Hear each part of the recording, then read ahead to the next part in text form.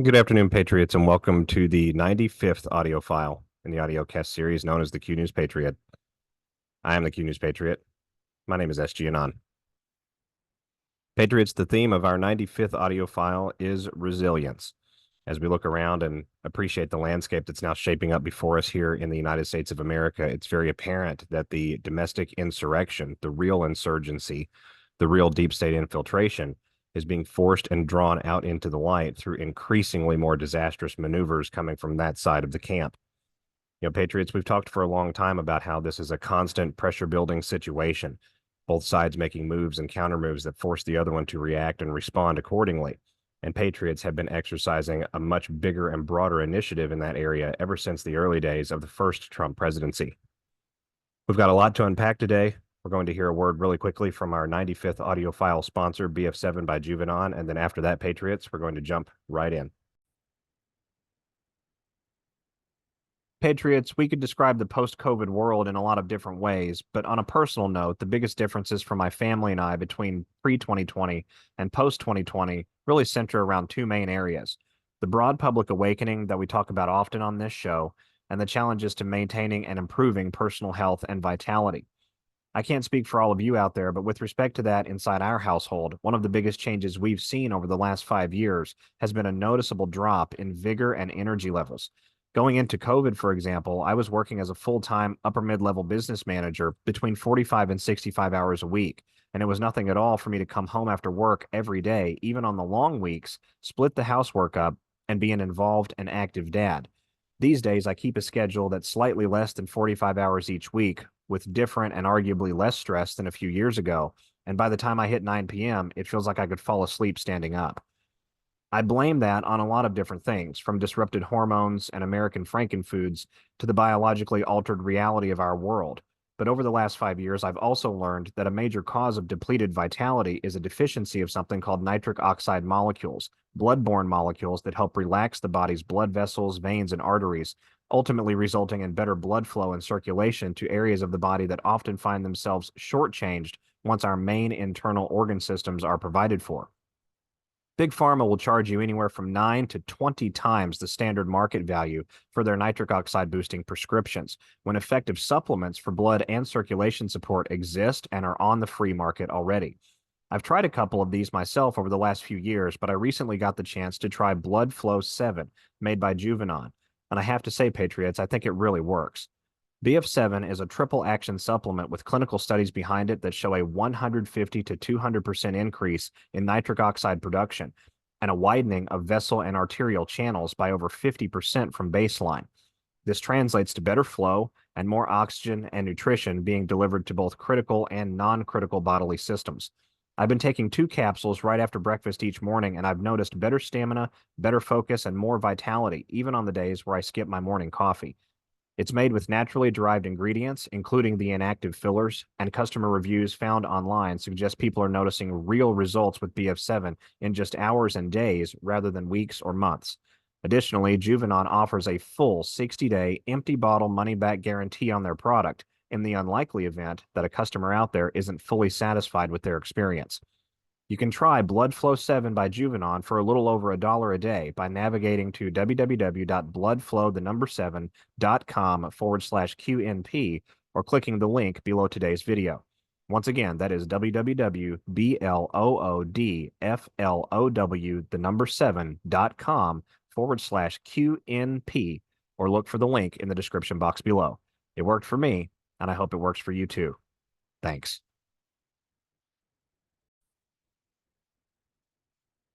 All right, Patriots, we're going to begin our audio file today with a brief analysis of the special operations and the information warfare landscape that have shaped up over these last 7 to 10 days here in the United States to lead to the events of today, the 7th of June, 2025, both in Los Angeles and looks like a rising in the city of New York as well.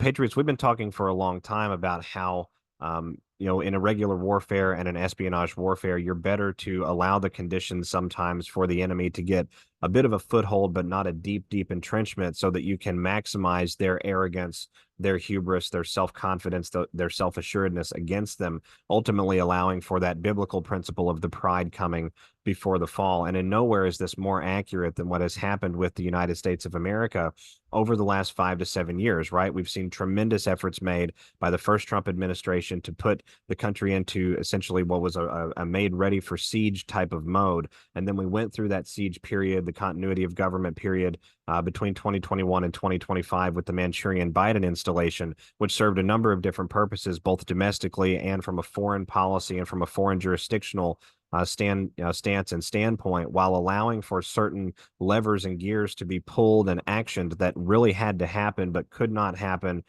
going down on the legacy of President Trump, because it would mar the annals of history and would destroy the actual story of what we're trying to create here, right? And so now here we are in this current period of time, having fast forward from January 2025 until now.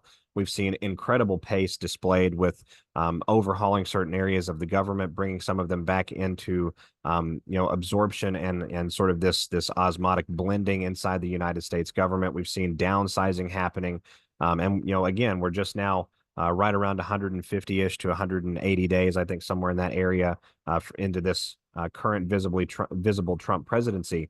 And so it is worth highlighting then, Patriots, that over this entirety of this period that I'm going over here, we've seen civilian and military style special or irregular operations carried out by individuals that we know have been a part and parcel to certain things, or have been ancillary or proximal to certain very important things, Russiagate being one of those important things as it pertains to Mr. Kash Patel, who we're going to see here on Joe Rogan here in just a moment.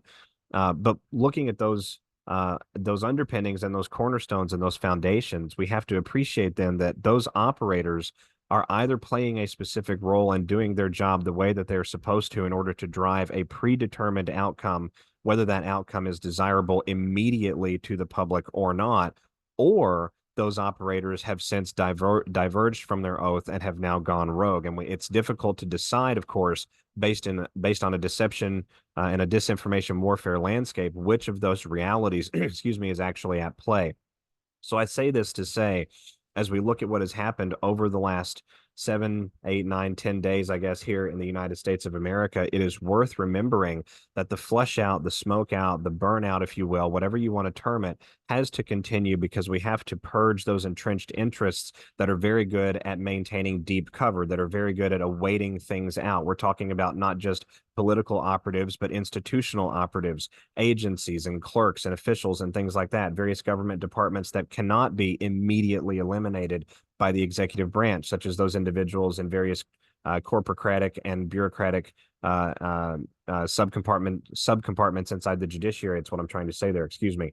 So give me a moment here. We're going to pull up Kash Patel. We're going to get started on our analysis. I think it's going to be a very, very exciting discussion with each of you, and it leads directly into the events that we've seen happening here. We're literally watching, in my opinion, the expert, just the complete total brilliance and genius of high level coordinated planning, demonstrating not just intelligence but also resolve against an incredibly powerful and entrenched enemy.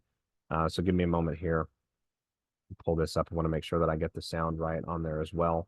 There's a couple of different bites that we're going to discuss here with Mr. Patel, and some very interesting overlap. And I've pulled up a Q drop over here, drop 1318. Each of you are perfectly able to go and read that drop yourself if you'd like to. It's a lengthy drop.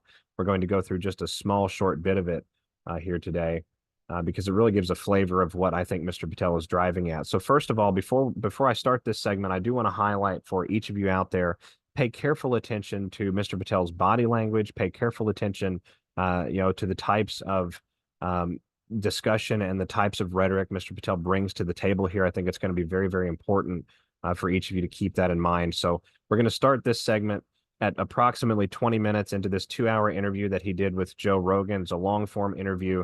These types of interviews are absolute gold when you're trying to glean signals and human intelligence out of them, especially body language and nonverbal communication. So without further ado, Patriots, we're going to start here. I want each of you to pay attention to what he says. That's gone. You signed up to serve the mission. Pardon me. Let me reduce the playback speed so that's actually intelligible for each of you. Here we go. Take 2. I apologize. Here we go. And when you do that knowingly, you have literally violated the National Command Authority. Wow. So you were saying there's a bunch of misinformation that was put out, or disinformation. Like, what was that? Ooh, so my thing is all roads lead to Russiagate, right? That's Right. where it all started. I was coming out of my tour at JSOC as a civilian and DOJ. I was coming out of my tour with Joint Special Operations Command as a civilian over at the Department of Justice. And I would end up going to Congress to run this thing called Russiagate, which at the time, no one knew anything. It was just a whatever. And then it became what it became. And I would be the guy, the lead investigator on the Hill who said, hey, man, look, they lied in the FISA application. Let me give you Russiagate in 90 seconds. Okay. Could you imagine a time in the United States of America in the 21st century where a political party would go overseas and acquire fake foreign intelligence from a foreign intelligence officer funded by donations to that political party in the United States of America, then take that material, package it, walk it to the FBI, literally, and say, hey, we need you to surveil the opponent of our political party who happens to be running for the president of the United States, then convince the FBI to go into a secret federal FISA court that I used to use to manhunt terrorists and say, hey, I need you to wiretap essentially all the comms in and around Trump camp because of the material we gave you, and then have that FBI lie to the federal court and the judge in that warrant application, which is a felony, and intentionally remove information of innocence from that application just to get it above the threshold so the judge would sign it. That's Russiagate. That's what they did. So you spent a great deal of time there, Patriots, highlighting what was done to pull all of the various wheels and chains of tyranny in the background in an attempt to undermine and overthrow a duly elected president of the United States. He talked a lot about the intelligence community. He mentioned the Democrat Party. But he mentioned also the FISA court, the FBI, various law enforcement and officials that participated in removal or extraction or certain things like that. And it's worth highlighting that even now in 2025, we are attempting to bring that last segment, that last swath, if you will, of the consciousness who are actually patriots at their core, who want self-determination, who want liberty and autonomy, who want the freedom to choose and the ability to pursue those creative and intellectual and productive pursuits in their life, right? We're talking about that brainwashed but not militant and not ideologically captured component of those that are left of center. And this type of red pill bomb is an absolute incredible delivery.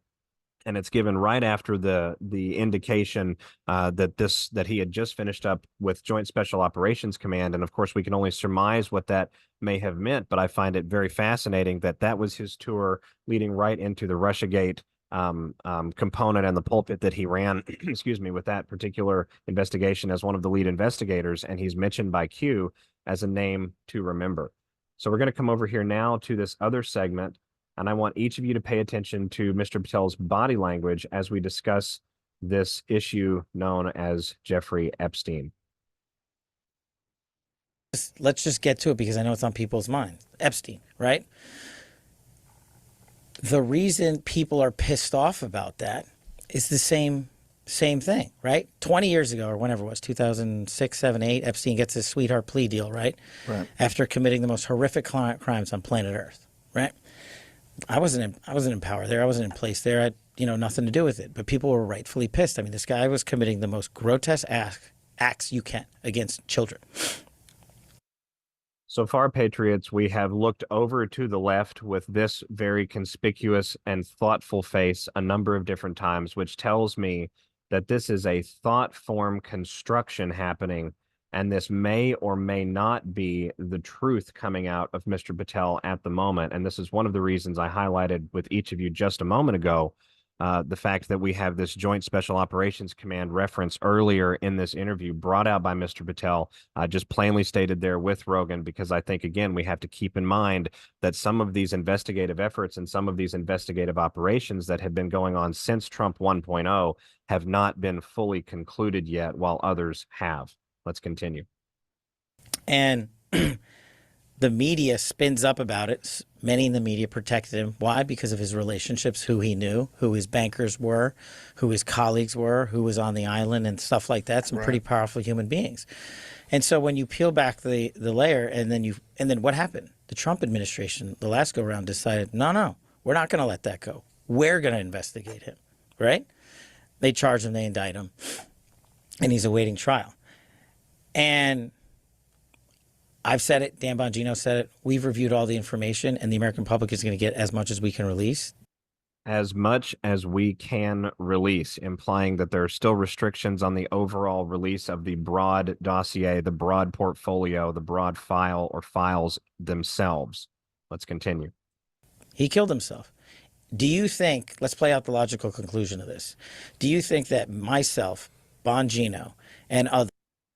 Now we're going to move into a credibility tactic inserted into the conversation at a point to break skepticism and interrogative.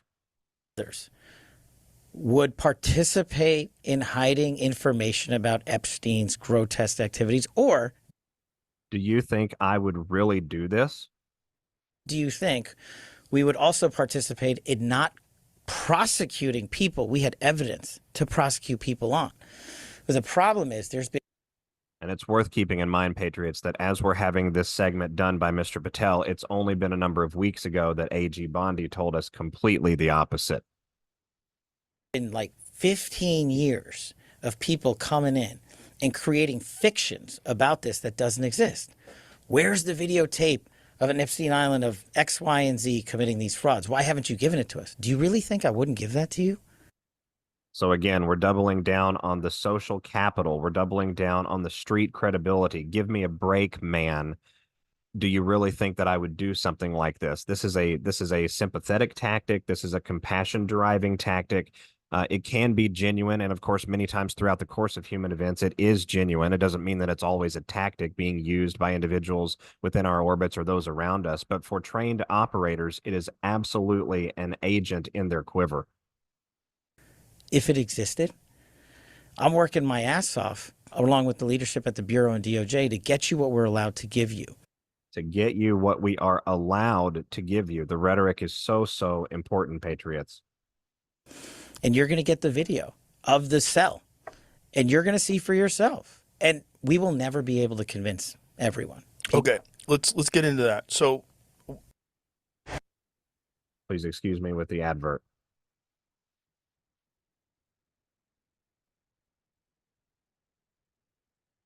What did you think before you got in office? Did you think that Epstein was murdered? No. No suspicion at all of it? But I have a different background, right? Right. So I was a public defender back in the day. I used to spend a lot of time in jails and a lot of time in segregated housing units, SHUs as we call them, right? And so, and I've known people that have committed suicide in these cells. And I know how you get in, how you get out, who works the system. And so the way, based on public information at the time, that he ended up, the pictures and him hanging himself, I was like, man, that guy killed himself. So we've doubled down pretty significantly over this segment. I'm going to conclude this part, and we're going to come over here to this other segment on this side. This is just a couple of minutes, maybe just a minute or two after that other segment. And again, I want each of you to pay careful attention to how Mr. Patel responds and what his words are. The private pathologist, Dr. Michael Baden, said the morning TV show Fox and Friends Mr. Epstein experienced a number of injuries, among them a broken bone in his neck, that are extremely unusual in suicidal hangings and could occur much more commonly in homicidal strangulation. I think the evidence points to homicide rather than suicide, said Dr. Baden, who observed the autopsy done by city officials. Dr. Baden, a former New York City medical examiner and a Fox News contributor, said, I have not seen in 50 years where that occurred in suicidal hanging case. Findings by Dr. Baden were strongly disputed by the city's chief medical examiner, Dr. Barbara Sampson, who previously ruled that Mr. Epstein's death on August 10th in the Metropolitan Correctional Center was a suicide. I stand firmly behind our determination of the cause and manner of death in this case, Dr. Sampson said in the interview on Wednesday. She added, in general, fractures of the hyoid bone and cartilage can be seen in suicides and homicides. The hyoid bone is near the Adam's apple. Dr. Sampson also dismissed Dr. Baden's contention that the circumstances around Mr. Epstein's death suggested other people may have been involved. She said her office had done a complete investigation, taking into consideration information gathered by law enforcement in making the determination. So this is a perfect example of going back to my public defender and prosecutor days. Mm-hmm. This is what we call a war of experts. You can always find someone to come in and say the opposite. Right. And I used to do it all the time. I mean, I represented some of the worst humans that you can possibly imagine on earth, literally. The guys that were trafficking children from Mexico into America. And you could put... I represented some of the worst humans on earth, literally the types of people trafficking children from Mexico into America. ...up a professional expert to say, and this is what's going to go on forever. And my job is not the forever. My job is to get you absolutely everything that we can give you. Absolutely everything that we can give you. So we've doubled down on that phrase quite a number of times there. Give me a moment. I'm going to pull the cue drop up that sort of encapsulates the flavor of what I'm showing each of you here. And you have to keep in mind that the background is not always indicative, excuse me, of the foreground, but playbooks and patterns, especially those that historically have precedent and that are continuing into real time, should not be ignored. Transparency, authenticity, accountability, and genuine justice is the only thing that will move the needle forward, both with the issue of child and human trafficking, but also with other issues like biological terrorism, which is somewhere that Epstein also happens to have overlap into.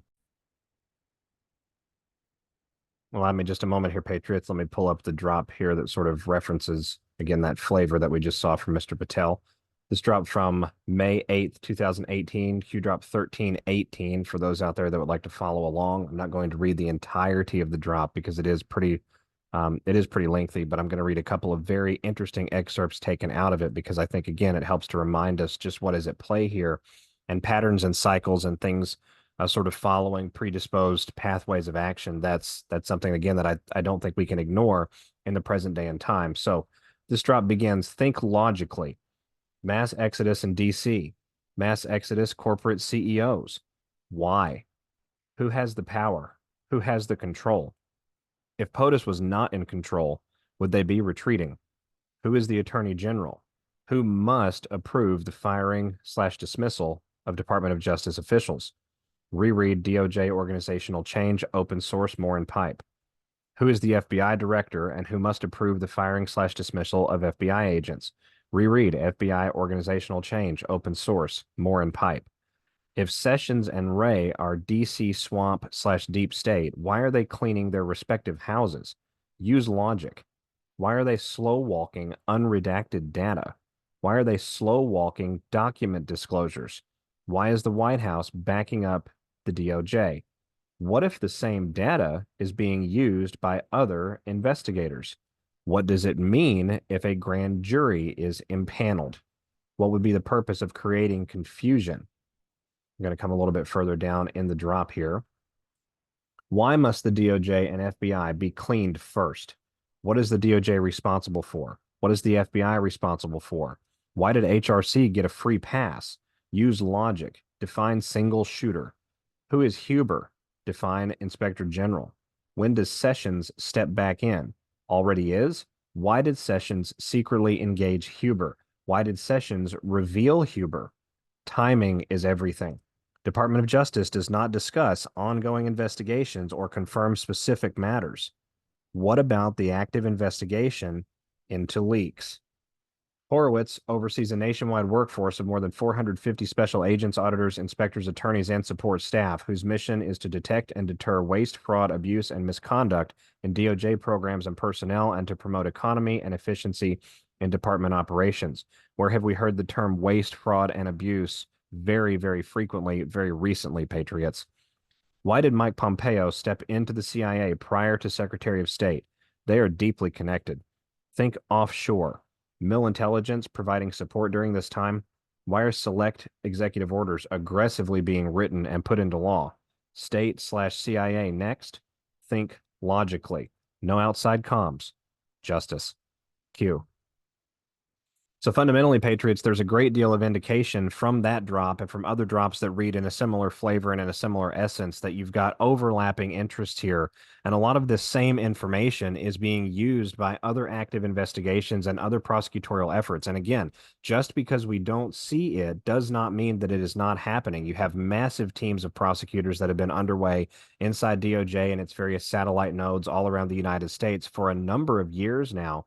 I recently put out a post on the X platform, TruthSocial and Telegram, discussing an exchange that I had had with someone who is ancillary to some of the litigation happening in the Virgin Islands as a result of being a party on a particular court case for nearly 20 years at this point.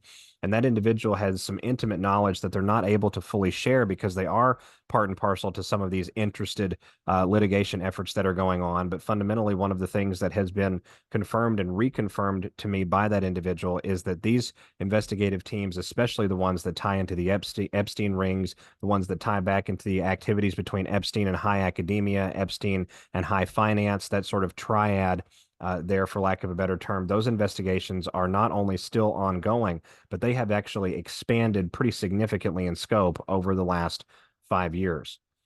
Now, what is very interesting with all of this is at the same time that Kash Patel is going on Joe Rogan, again, June 6th, Order 66, discussion that he had on Joe Rogan.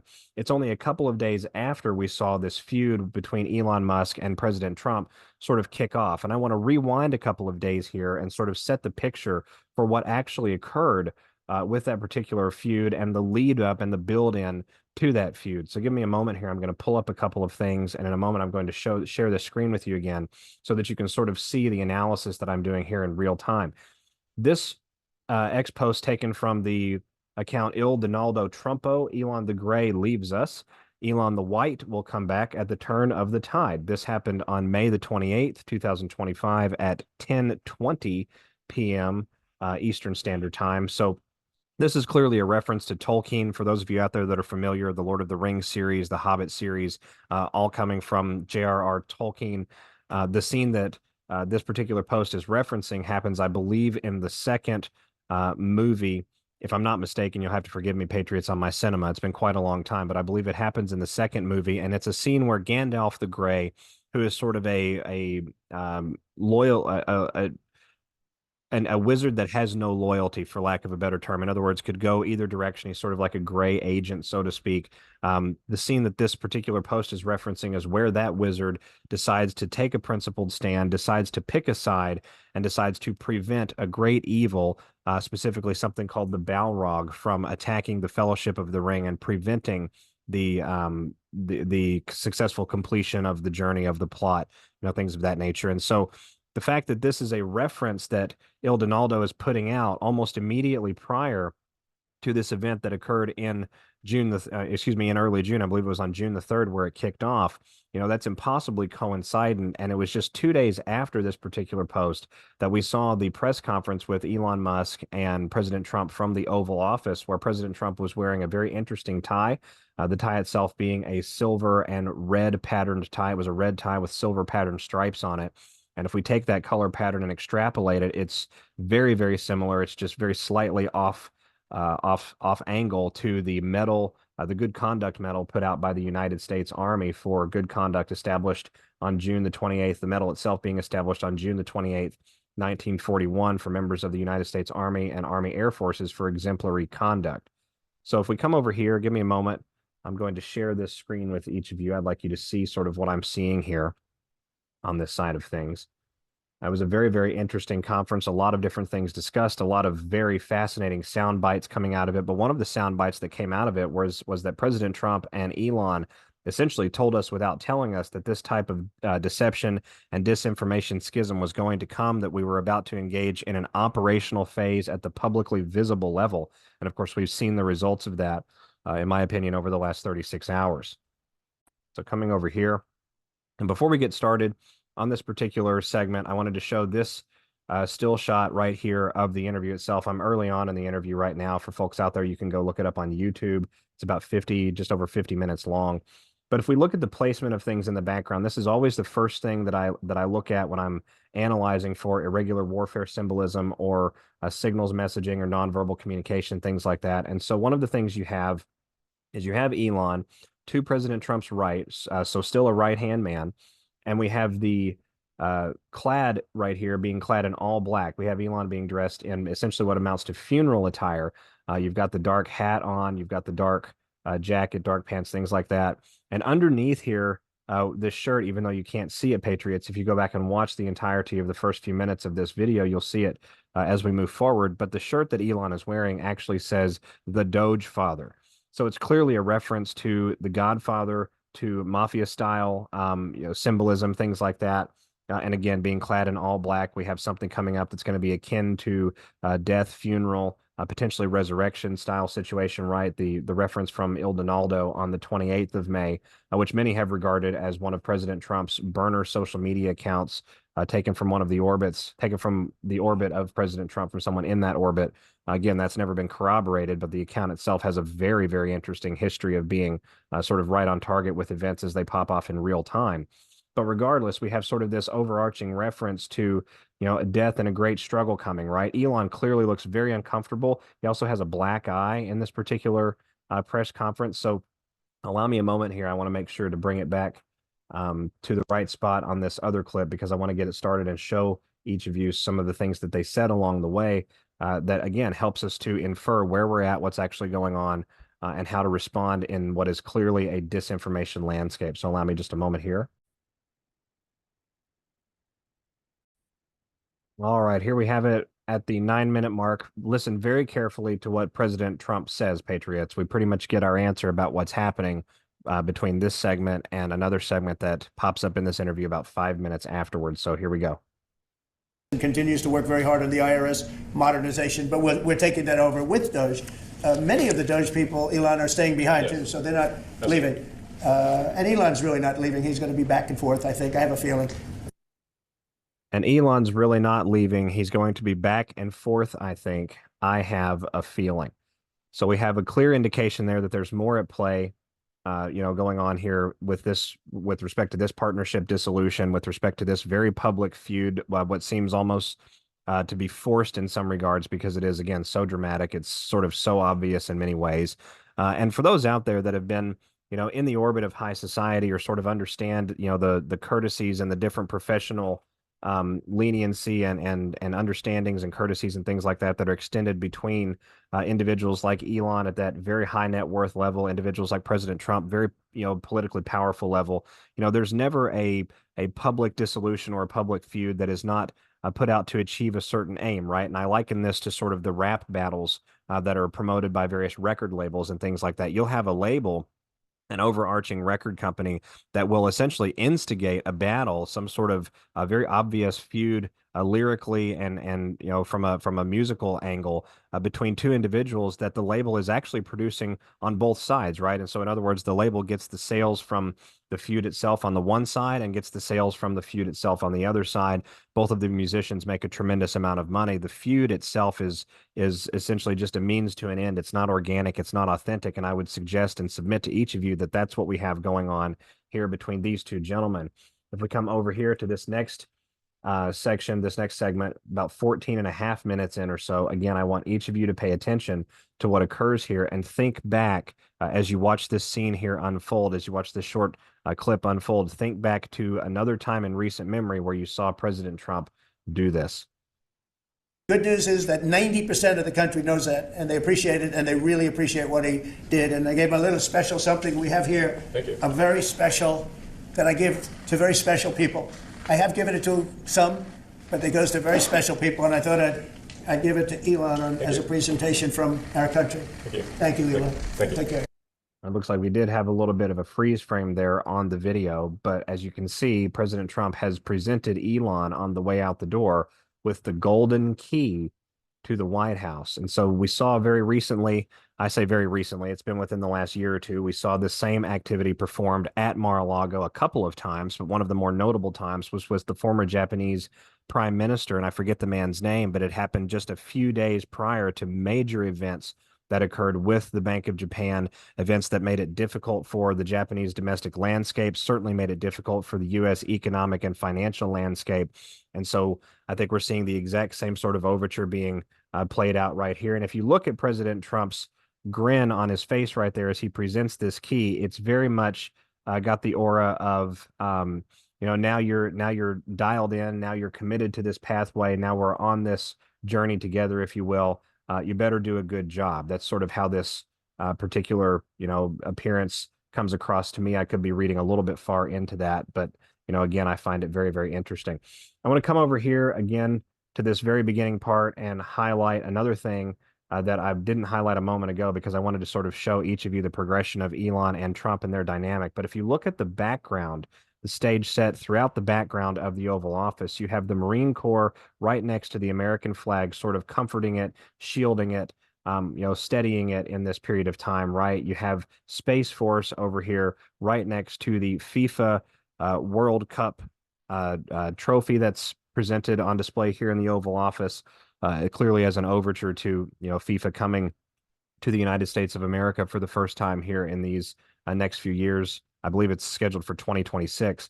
But also the overture in many ways could be read symbolically as Space Force is assisting the entirety of the world with their own security operations. So the United States Marine Corps heavily focused, of course, on operations and actions and undertakings that protect the homeland, protect the United States itself and any Americans that are abroad and domestic, but also Space Force.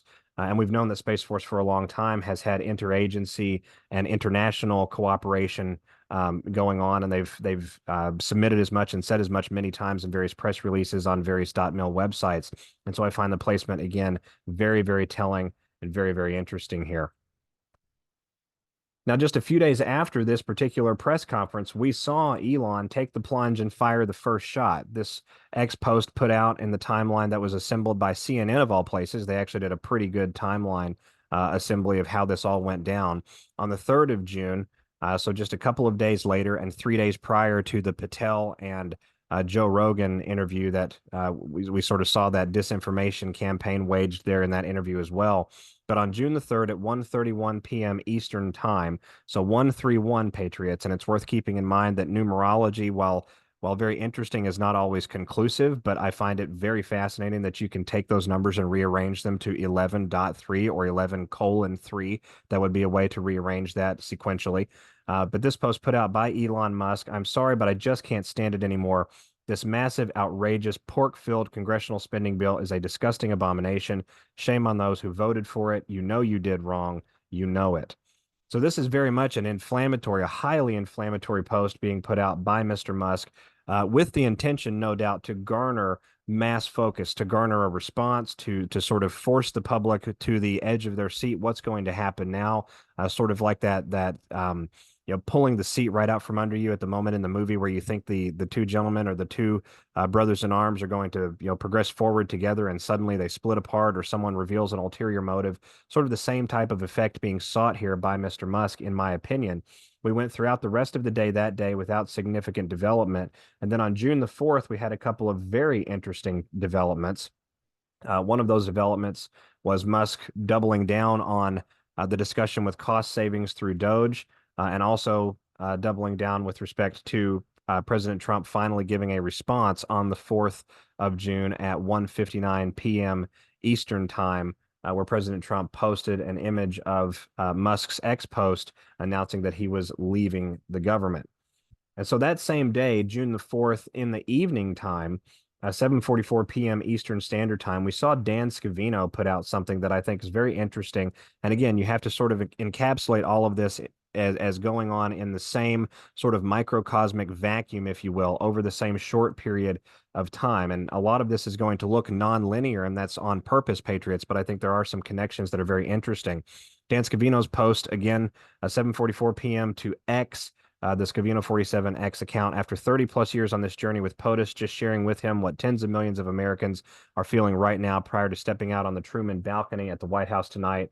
What a time to be alive. And Mr. Scavino included a video of President Trump in this particular post, a 26-second long video that showed the president, walking out onto the Truman balcony at the White House, and the video sort of ends with President Trump's the back of President Trump's head walking away from the camera frame.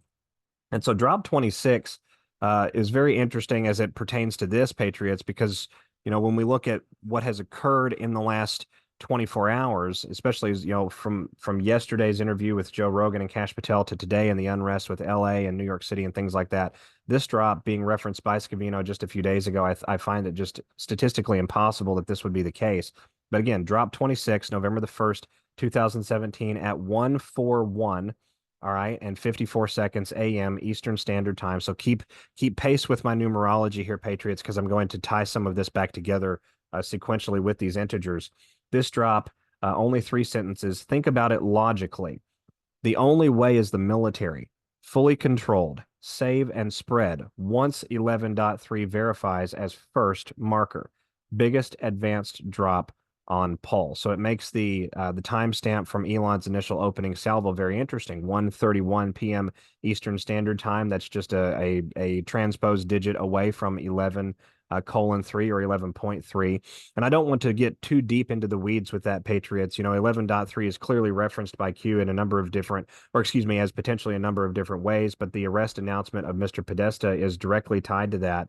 And is directly denoted as being part of that by Q. We know the symbolism is multidimensional, but it's worth keeping that in mind. But then we come over here, and again, that timestamp 1:41 a.m., I find that very interesting because then we come over here to June the 5th. So this would have been the next day after Scavino's post. And really on the 5th of June, Elon just absolutely lights things up. We saw it begin right around the morning time, 10:50 or so Eastern. It continued all through the afternoon. Really an intense doubling down on things. And then we got to 4:11 p.m. Eastern time. So 4:11. There's those integers again, transposed just a digit or two off. And this is Musk reposting the X post put out by someone named Ian Miles Chong at the handle Still Gray. And this post put out by Mr. Chong stated, President versus Elon. Who wins? My money's on Elon. Trump should be impeached and JD Vance should replace him. So that's like incredibly inflammatory and incendiary rhetoric coming from this particular account on X, Patriots. And for those out there, we know that President Trump has often utilized tantalizing public feuds and discourses or exchanges to force a particular narrative warfare angle forward, right? We saw that happen with President Trump and a number of different individuals throughout the first Trump presidency, Jeff Sessions being a phenomenal example of exactly that. We've witnessed it happen a couple of times since then. We shouldn't be surprised then that it's now happening with Elon, and it's certainly forcing out individuals like Mr. Chong and others who perhaps are not really MAGA at the end of the day, right? We can be displeased with what President Trump is doing. We can have questions. We can certainly be critical, as I am, of many of the things that have been done so far in 2025. But I think running to the impeachment rhetoric itself belies a little bit of an ulterior motive that is certainly over extreme for the situation at hand. And again, so at 4:11 p.m. Eastern Standard Time, Musk shared that post on X with the caption, yes. So this is a very significant statement to be made, right? This is a significant indication that there's some sort of a smoke out at play, that there's some sort of activity, for lack of a better term, if you will. There's some sort of ulterior gain here that's being sought, by this broader operation, this broader deception plan that I believe is purposefully playing out between President Trump and Elon Musk to bait certain camps into a particular fore and to make them commit to a public narrative and expose themselves. And something I find absolutely very fascinating with respect to that is on June the 4th of 2020. So this would have been a 4-year delta to the day, or excuse me, a 5-year delta to the day, going back to Dan Scavino's post on X at 7:44 p.m. and also some of Elon's posts as well, which he began putting out on the 3rd and then continued through the 4th and the 5th. Excuse me, but one of those drops that has that delta, the June 4th, 2025 year delta, is drop 4414. So again, our numerology 4414 there, Patriots, June 4th, 2020, and this drop is EAM loyalists. Red 1, POTUS Twitter removal. Red 2, Central Communications blackout, continental U.S. Red 3, classified movement, Pelosi or Pence. Red 4, movement of mill assets, 10th Mountain, 1st Marine, CPSD Marine, QVIR to central locations under guise of citizen riot control. Red 5, Nat Mill, Com Central. Red 6, Secretary of Defense, Instruction 1, U.S. Secret Service, Castle Rock, Q. And if that wasn't enough, Patriots, just to add a little bit of interest, a little bit of flavor onto the top of this, this being just sort of a very neat, dovetail with all of it. That post that I referenced a moment ago, put out by the influencer, Mr. Chong on X, put out on the 5th of June at 3:50 p.m. Eastern Standard Time. If we remove the zero with our numerology, zero means nothing. So you have 35, and Q drop 35 is one that I certainly don't have to remind each of you to go and read, because it's one that we've covered many, many times, and it's one of the most famous Q drops. So Patriots, it's very clear in my opinion and in my estimation that what we've got going on with respect to the current situation playing out with President Trump, Elon Musk, Kash Patel, Joe Rogan, the pressure on the Epstein issue, the clear sleight of hand and disinformation campaign that's coming from the FBI and from the DOJ. I believe what we have going on is a rattling the cage. In other words, we're trying to turn up the frequencies. We're trying to increase the power to the paint shaker, if you will, to really make our enemy very uncomfortable, to really make them, to force them to commit to those disastrous counter moves. And while these things have been going on, while we've witnessed some of these events playing out right before us, right in front of our very eyes, the same day that Kash Patel went on Joe Rogan and began delivering what I believe to be a coordinated disinformation campaign, and whether or not that's to protect, patriotic activities in the background and investigations that are still ongoing, whether or not it is a deception to, pull the wool over the eyes of the American people, I think that's going to remain to be seen and will come out in the wash. But on the same day that interview occurred, we saw the Department of Justice issue a press release, again, 6th of June, 2025, and this press release included an 8-minute video along with it that stated Attorney General Bondi announces charges against Abrego Garcia. Today, Attorney General Pam Bondi announced charges against Kilmar Abrego Garcia for alien smuggling and conspiracy to commit alien smuggling in violation of Title 8 U.S. Code 1324. So this is foreign-inspired human smuggling, right? This is foreign human rights abuses. This is human trafficking coordinated by a foreign national bringing foreign aliens inside the United States. And under Title 8 U.S. Code Section 1324, we're now charging this individual with that criminality. What is very fascinating, in my opinion, Patriots, is that Title 8 also happens to come up in Executive Order 13818 as one of the overarching invocation authorities going all the way back to December of 2017. And so when we look at the landscape that's playing out now with respect to the pursuit of these organized cartel and human trafficking rings, when we look at the movement of militarized assets domestically, such as for this parade that's coming up. When we look at Mojave Falcon 25, the Army Reserve's largest exercise ever, which is ongoing literally at the present time, right? When we look at what that particular exercise is slated to interdict, and we can come over here to army.mil to take an excerpt from that. Give me just a moment here, because this is an important point to highlight, coming back to Pamela Bondi and what's going on with Kilmar Abrego Garcia. Allow me just a moment. I do want to make sure to find the right spot in this article, Patriots.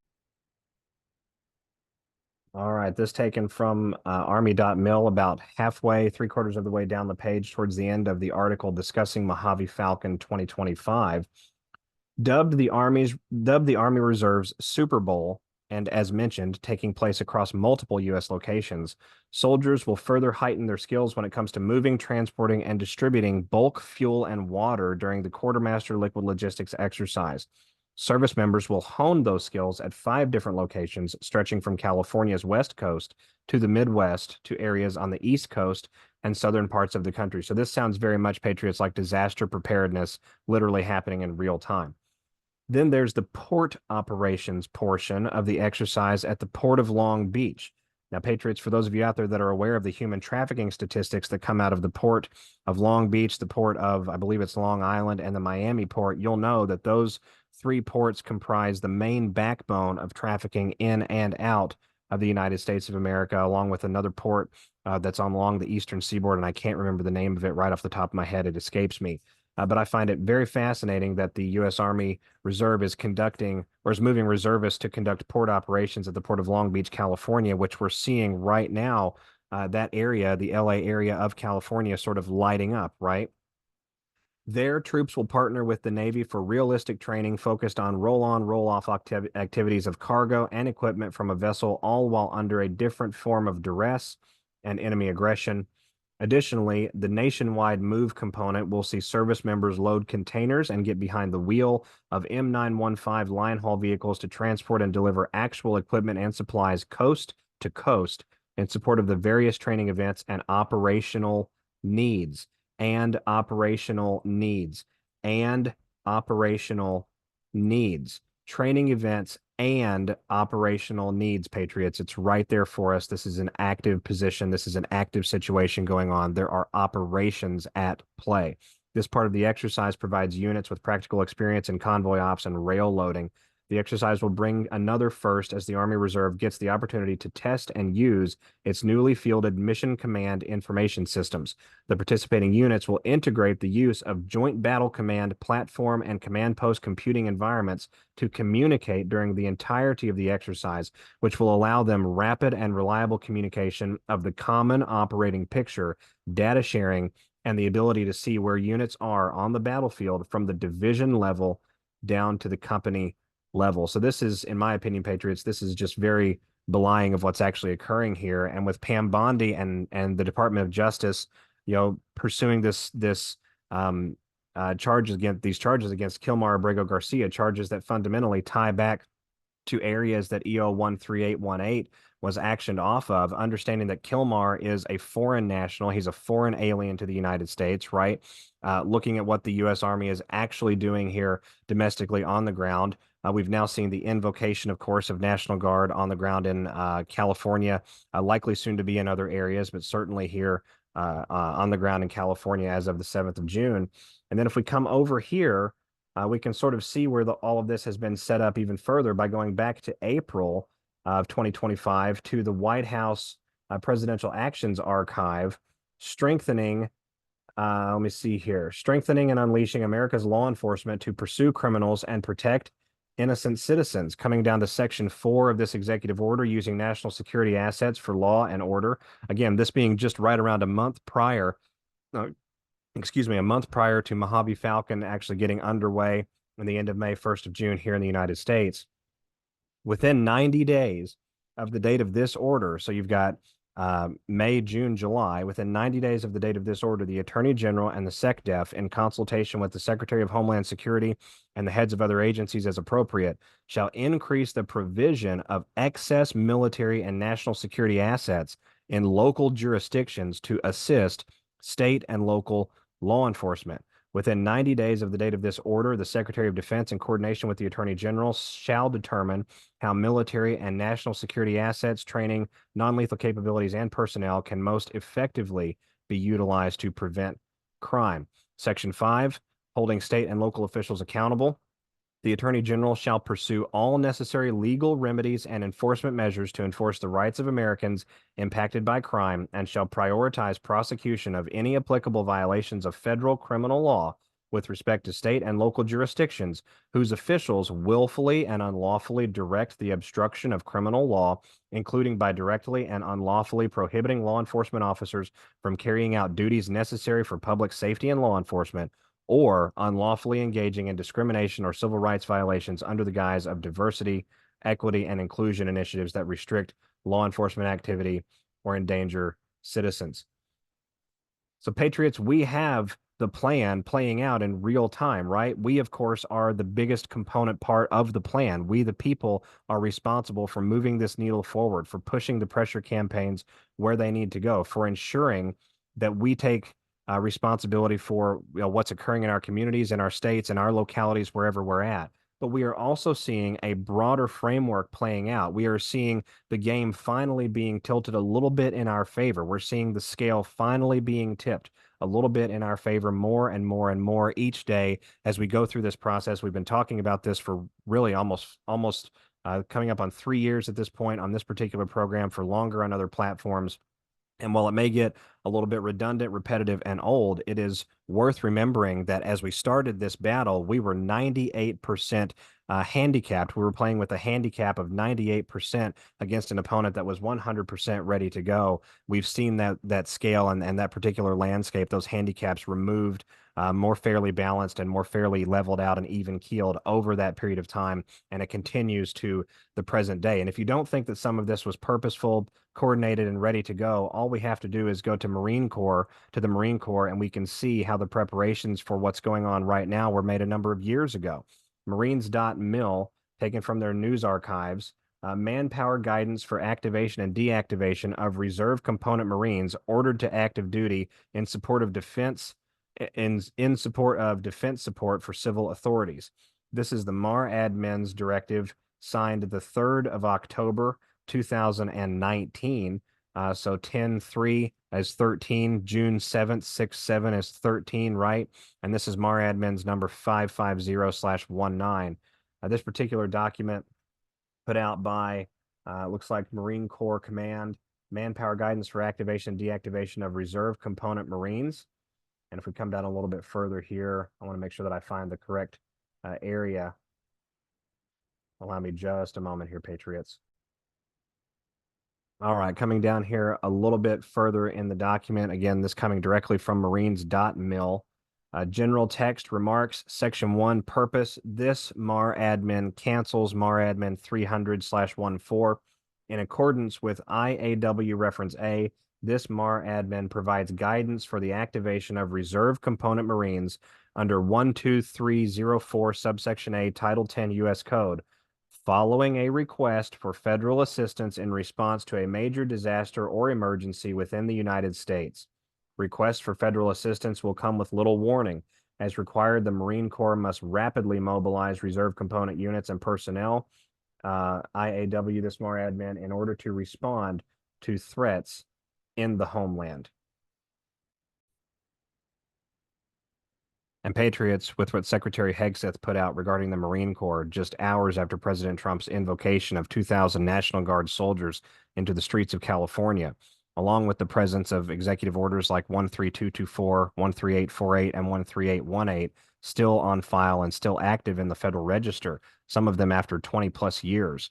It doesn't take a rocket scientist or a Harvard-educated academician to appreciate how far the military is expecting this to go, what they've been planning for, and how long they've been planning for it.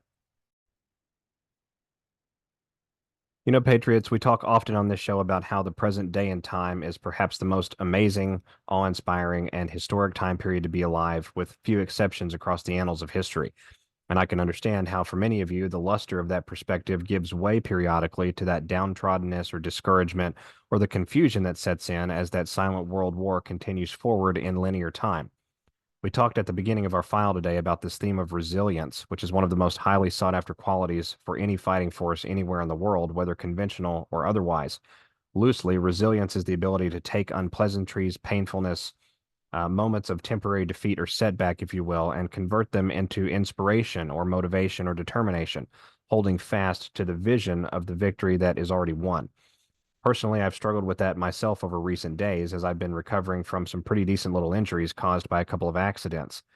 For those of you who have asked, the first accident was an impact collision between myself and a large woodland deer traveling about 60 miles per hour down the roadway, and the second came about by way of a cantankerous kiddo, a bicycle, a stepladder, and an unfortunate loss of control while attempting to round the corner around Dad's ladder, knocking Dad clear off of it.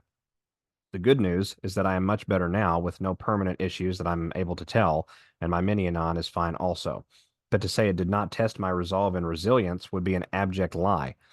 The business of life itself does tend to do this for us anyway, and over these last years together, we have all collectively built and sharpened massive reserves of personal resilience, determination, vigor, and a genuine love of country and one another. These are the traits of character that carry us to the finish line. And if I can be so brazen, Patriots, it is these qualities, along with many others, that we will need if we're going to refashion this earth in the image of God Almighty. As you close off our file today, it is my deep intention and hope that you will take 10 seconds or so and go look into the mirror in your bathroom or your changing room. Spend just 10 seconds appreciating the body that God gave you, the flesh and bone that both is and is not who you are, the bright spark of life that shines daily and unendingly in your eyes, even though at times you might feel exhausted or weary. Too often, Patriots, we forget just how connected and just how alike all of us really are. You are a beautiful creation, surrounded by digital and physical brothers and sisters who share your vision for the future of this world. It is my prayer that each of you will feel this shared vision strongly and deeply today, along with the indescribable love of God that birthed that vision from the very beginning. This is SGAnon. I'll be back with each and every one of you again soon on the Q News Patriot Rumble channel. God bless everyone. Stay safe today. Thanks. Bye-bye.